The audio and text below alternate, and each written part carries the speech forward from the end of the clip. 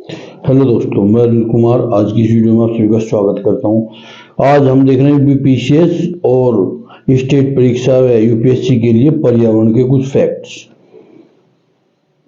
परि प्लस आवरण बराबर पर्यावरण बराबर चारों ओर प्लस घेरा, यानी पर्यावरण।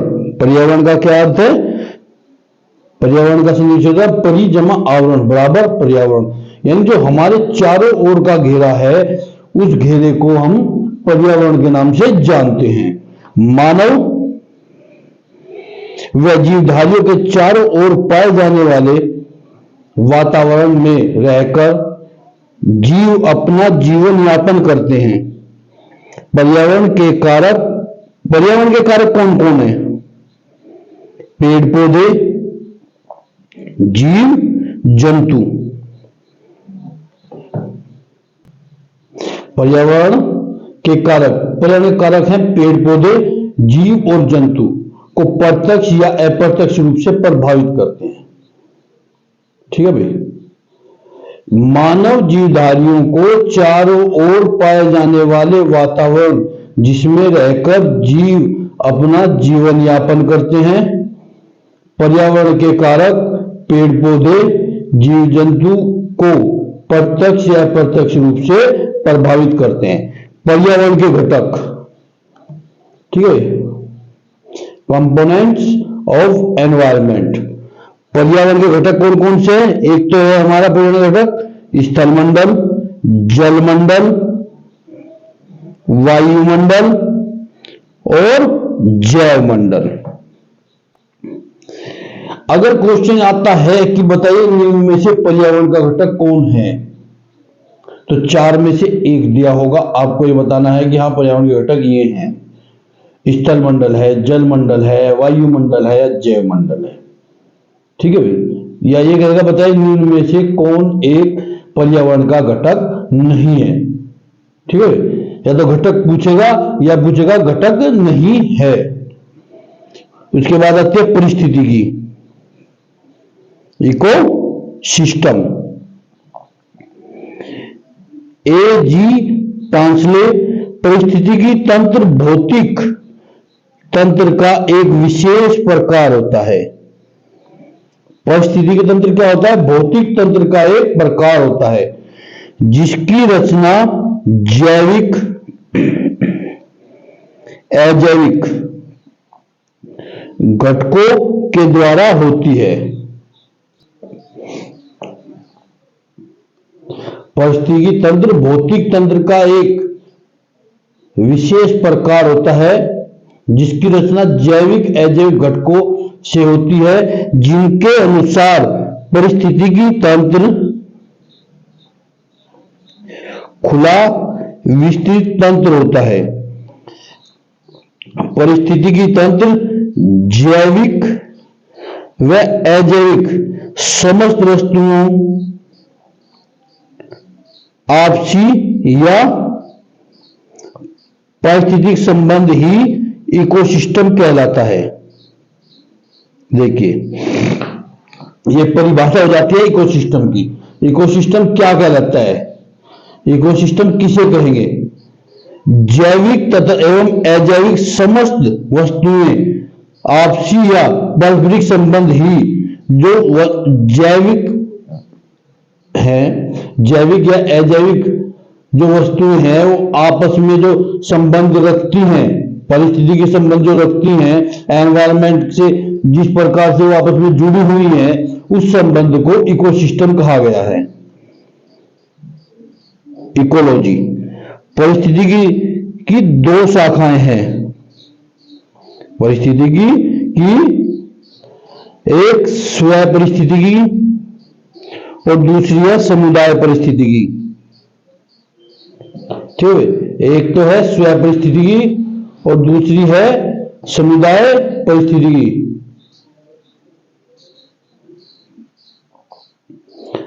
स्व परिस्थितिकी कौन सी शाखा है? स्व परिस्थितिकी का मतलब है इसमें किसी एक ही जाति, जीव या पौधे का अध्ययन किया जाता है तथा उसके आसपास के वातावरण तथा एक दूसरे जातियों के संबंध की तुलना की जाती है। आपस में किसी एक ही जाति कहें या सामान्य रूप से कहेंगे एक ही प्रजाति के जो जीव होंगे या पौधे होंगे उनका अध्ययन किया जाएगा इसमें। ठीक है, उनके जो आपस में किस प्रकार वे जो एनवायरनमेंट से किस प्रकार कनेक्टेड है, उसका एनवायरनमेंट से क्या कनेक्शन है उसके बारे में, या जो उसकी दूसरी कोई प्रजाति ऐसी है कि उससे उसके संबंध मिलते जुलते हैं या कुछ कार्य ऐसे हैं जिनसे का कोई कनेक्शन साबित होता है या उनके किसी कनेक्शन का परिचय का पता चलता है, तो उनका अध्ययन किया जाता है। फिर आता है सामुदायिक पारिस्थितिकी। इसमें विशेष क्षेत्र अथवा वातावरण में पाए जाने वाले जैविक समुदाय तथा इन समुदायों का उनके वातावरण के साथ संबंधों का अध्ययन किया जाता है।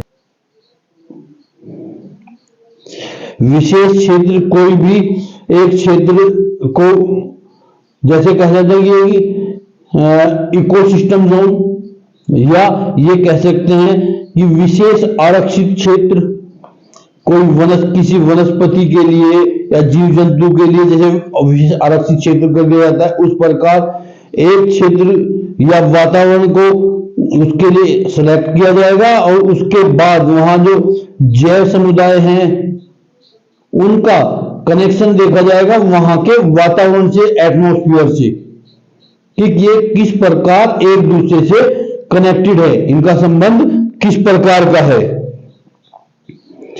परिस्थितियों की के घटक, जैविक घटक, परिस्थिति के दो घटक बताए थे, एक तो जैविक घटक, एक अजैविक घटक। जीवित प्राणी सभी वनस्पति प्राणी, सूक्ष्म जीव एवं मनुष्य शामिल हैं। जीवित प्राणी में क्या क्या शामिल है? एक तो वनस्पति, जीवित प्राणी, सूक्ष्म जीव एवं मनुष्य भी शामिल हैं। उत्पादन एवं स्वयंपोषी, उत्पादन एवं स्वयंपोषी, अपना भोजन स्वयं बनाते, जैसे हरे पौधे, यानी इसमें वो होंगे, वो घटक शामिल होंगे जो अपना भोजन का उत्पादन स्वयं करते हैं। उपभोक्ता या परपोषी, एक तो स्वयंपोषी, एक परपोषी। उत्पादन जो भोजन है उसका उत्पादक स्वयं नहीं करते, उत्पादक पर निर्भर भोजन के लिए निर्भर रहते हैं। ठीक है भाई। प्राथमिक उपभोक्ता, जो ये उपभोक्ता है वे कौन है? तीन प्रकार के उपभोक्ता हैं, जैसे प्राथमिक, द्वितीयक और तृतीयक उपभोक्ता। प्राथमिक उपभोक्ता आमतौर पर वे शाकाहारी होते हैं जिनका भोजन पौधे होते हैं, जैसे गाय या टिड्डी। द्वितीय में आपके आएंगे ऐसे प्राणी जो भोजन के लिए प्राथमिक उपभोक्ताओं को खाते हैं, वे या तो मांसाहारी या सर्वाहारी हो सकते हैं, जैसे भेड़िया, मोर। तृतीय उपभोक्ता वे प्राणी जो प्राथमिक और द्वितीयक उपभोक्ता को खाकर अपना भरण पोषण करते हैं, जैसे बाघ, शेर, चीता।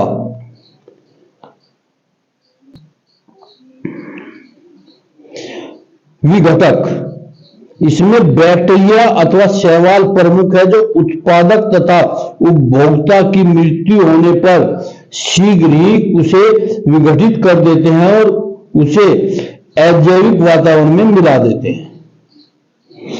ये चार प्रकार के घटक हो गए मैंने, प्राथमिक उपभोक्ता, द्वितीयक उपभोक्ता, तृतीयक और चतुर्थ उपभोक्ता।